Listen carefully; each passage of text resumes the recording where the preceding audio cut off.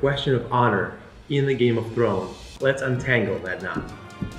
Theon is one of those interesting characters who really have had a very painful, one of the most, I think, shocking story arcs in sort of TV history. And I mean, there was an entire season in which all they filmed of him is just him getting tortured. Like that's the whole season plot line for his character, right?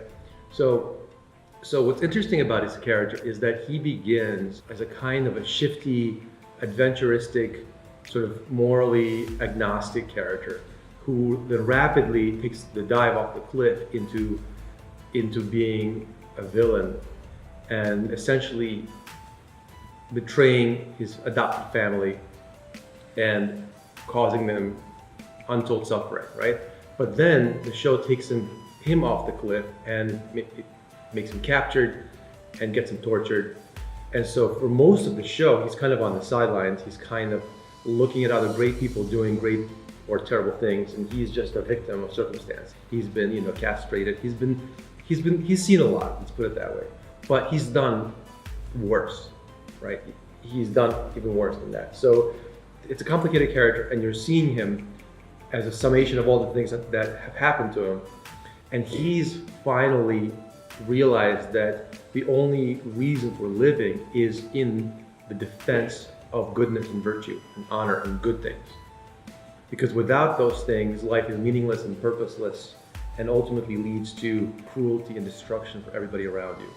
So he has realized that the most effective way to be selfish, which is what he's always been, is really to be honorable and protect people around him and protect the weak and the vulnerable and fight for the good.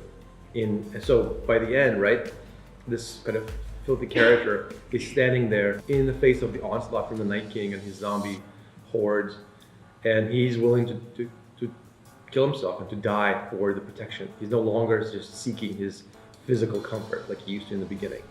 And that's a very interesting trajectory, I think. And what's interesting is in the end, Bran does say to him, Theon, you're a good man.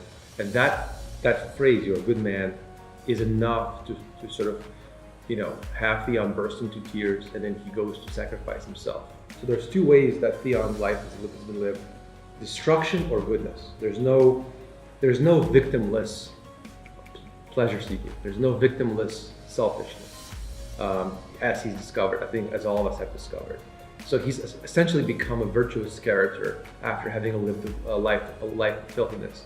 So if you are debating which life to live, I would say unless you plan to become a genocidal maniac, the only way forward for life is to become honorable. And if you don't believe me, watch the show. Try to not look too closely at all the filthiness, but all the good parts are incredibly valuable in teaching us what life is all about.